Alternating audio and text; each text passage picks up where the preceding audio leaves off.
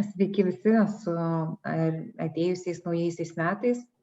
Linkiu daug laimės, sveikatos ir viso ko geriausio, nes praeiti metai buvo su iššūkiais, tad šitie veikiausia bus geresni. Bet aišku, kadangi pasikeitė tik viena kalendorinė diena, tai vargu bau ar taip greitai pokyčiai vyks. Bet svarbiausia pokyčiai yra mūsų širdyse. Tad aš kaip žadėjau, pristatau svečią, tai yra Ravindra, jis jau kalbėjęs yra. Ir mes su juo padiskutuosim apie tai, kokie bus visgi ateinantis metai. So floors are yours. So please, Ravindra, say a few words. How do you see the new year, upcoming new year? First of all, for all the listeners, wish you a very happy, prosperous, and the most healthy new year. Be safe. And the question is about the prognosis or the expectation for 2021. Quite important question, because we all are thinking how the 2021 will be, because all had gone through a lot in 2020.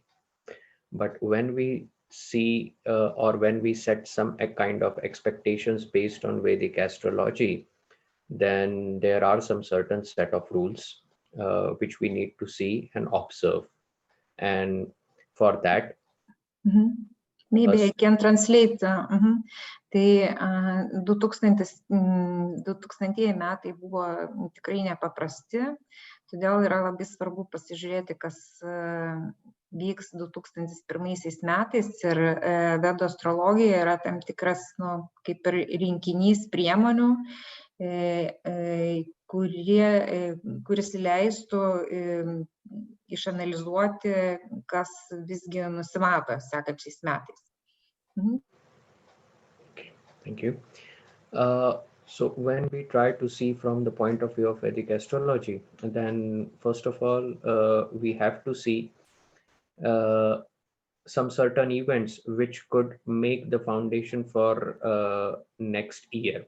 And we do everything from the sidereal zodiac, means we take into consideration the transits of all planets from sidereal zodiac, means the degree difference is 23.5 from the western transits of planets. Tai mes analizuojame įmant siderinį horoskopą. Siderinis jisai skiriasi nuo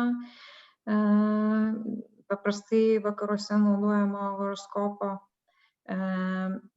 Ir mes analizuojame planetų padėtį sideriniam horoskopui.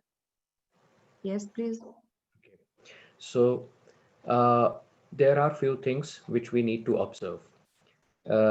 First, we always see the new moon and the full moon which just occurred in the month of December. Pirma, mes pasižiūrim, kur buvo pilnatis ir kur buvo naujas mėnulis, kuris pilnatį visai mes čia neseniai turėjome. Yes, please. Yes.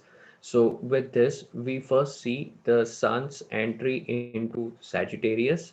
So in the month of December, when sun was in Sagittarius, we will observe first the new moon occurred, which happened on 13th of December, and then full. Yes. Tai pagal Vedų astrologiją Saulė perėjo į Šaulio ženklą 14 gruodžio ir mes 13 gruodžio turėjom jaunatį. Yes. And in this span of 15 days, what big events happened that we also consider. So ir svarbu išanalizuoti, kas buvo per tą 15 dienų iki pilnaties, nes pilnatis irgi buvo šią savaitę. Yes. Whenever we see next year, how the next year will be, we should see the individual horoscope of a person, or if we are seeing the land, then we should see the country's horoscope. But when we are just seeing from the general point of view, then we can consider these events which just happened with full moon and new moon. So the events happened are. So, kada mes analizuojam labai konkrečiai, darom prognozę žmogui, tai mes analizuojam jo horoskopą pagal šitos parametrus, arba jeigu darom prognozę šaliai, tai ir šalies horoskopą irgi analizuojam. Taip pat pagal dangaus kūnų judėjimą. Bet kai darom bendrą prognozę, ką ir dabar stengsimės padaryti. So in this last month of December 2020, from new moon to full moon, there were 3 events happened. Those were big events. First, solar eclipse on 30th of December, which happened on new moon. On that day, there were 5 planets in Scorpio. Tai mes turėjom Saulės užtemimą ir to Saulės užtemimo metu mes turėjom 5 planetas Skorpione. Yes. Second event happened on 21st of December when Jupiter and Capricorn met each other in one sign at 6 degrees of Capricorn. Ir kitas įvykis buvo, kada susijungė Jupiteris ir Saturnas ožiaragyje 6 laipsnėje. Yes. And then third event was like the very slow transit of Mars, which almost took a very long time than its usual motion.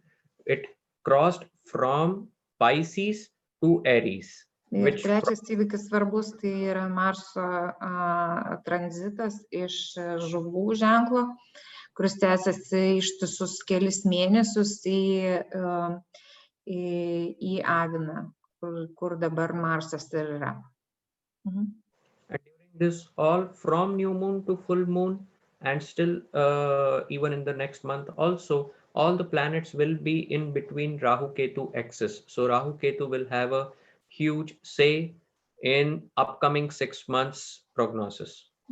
Ir visos planetos yra išsirotavusios aplink Rahu ir Ketu ašį, tai šitos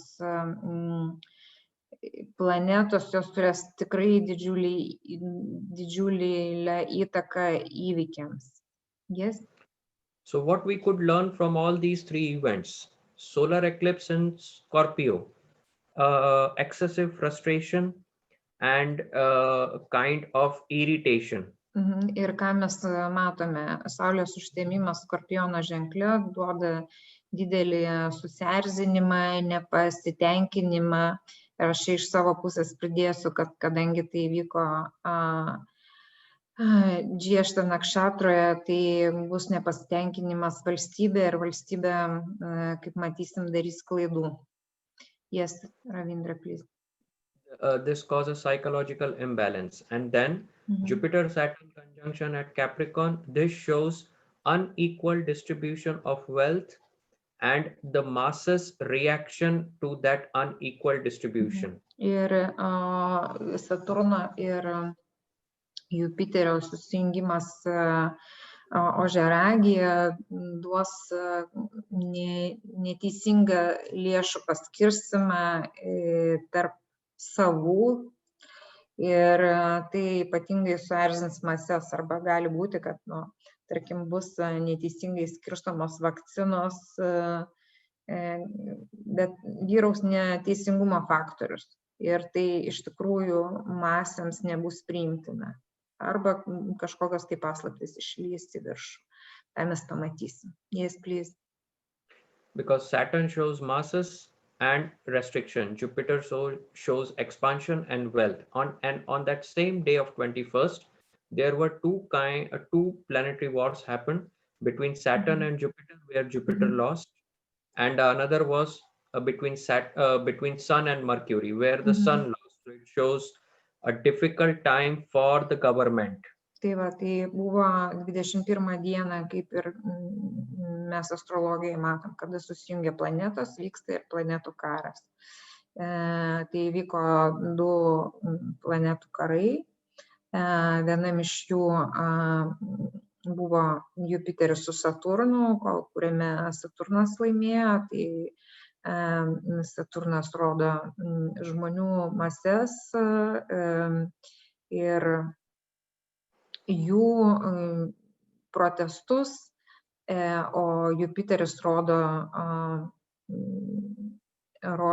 turtą ir finansinė situacija. Taip pat Saulė irgi su Merkurijum buvo taip pat karo stovyje ir pralaimėjo Saulė, irgi rodo, kad visgi valstybinės struktūros tikrai nėra pačioje geriausioje pozicijoje ir žmonės išreikš nepasitenkinimą jomis. Yes, please. And the third event's result that I said, the Mars prolonged transit from Pisces to Aries shows a very fierce reaction to all those frustrations which the people had. Ir Marso tranzitas iš žuvų į aviną, jisai tikrai parodys, kad bus gana neadekvačios net ir žmonių reakcijos į įvykius.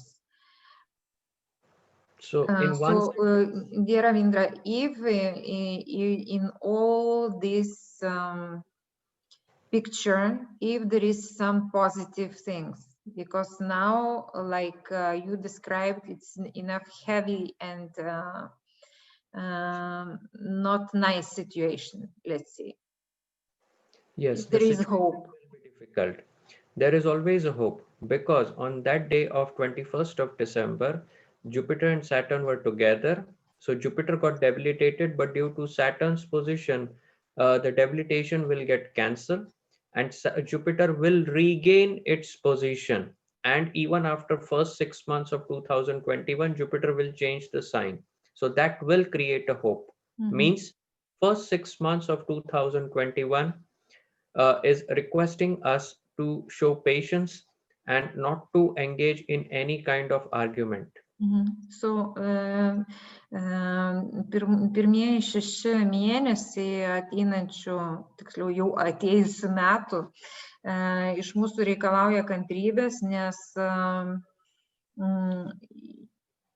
Jupiteris ir Saturnas, jisai rodo, kad kadangi Jupiteris yra Nyčėje, yra savo pačiam žemiausiam taške, yra ganėtinai silpnas, tai, o Saturnas rodo darbą ir kantrybę, tai iš mūsų reikalaujama kantrybės. Bet Jupiteris balandžio mėnesį jisai pereina į vandenį, tai situacija bus lengvesnė šiek tiek. Tai svarbiausia, o šitais pirmaisiais mėnesiais neprisivirti kažkokios tai košės ir papildomų problemų. Geriau ramiai koncentruotis į darbą, ar taip ar kitaip mes tos situacijos dabartinės nelabai pakeisim, bet taip pat ir laikytis taisyklių, nes Saturnas yra taisyklės. Yes, please. So all these 3 events, if we want to analyze, we should see, because this is a general theme which we discussed, but on individual horoscope and the individual country's horoscope, we should concentrate for 6 months the Scorpio sign and the Capricorn sign, and the major theme will be psychological imbalance and the unequal distribution of wealth and the masses reaction. Tai pagrindinis dalykas, kas bus matomas kitais metais, tai psichologinis disbalansas. Tai jau matome, kad atsėdėję vienus metus gana neįprastoj situacijai, daugelis žmonių turi psichologinių problemų. nes iš tikrųjų labai pasikeitė mūsų įprastas gyvenimo ir darbo ritmas. Kitas svarbus momentas tai yra tas būtent, reiškia, finansų perskirstimas ir gana netolygus. Ir tai išlys į paviršių ir erzins visuomenę.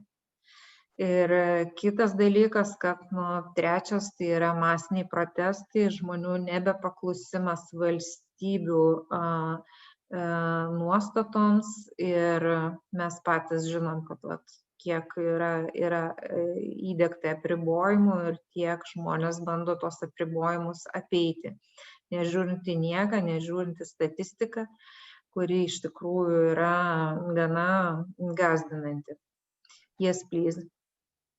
So whenever we discuss general themes, I emphasize and I will request the individual chart of a person and a country has the power to modify all the negatives or positives. So one should not draw. Ir Ravindra pabrėžia, kad kai iš tuos parametrus mes taikom individualiam atvejui, tai yra ar mes analizuojam per asmeninį horoskopą ar per šalies horoskopą, šitie faktoriai gali būti suminkštinti, juos galima koreguoti.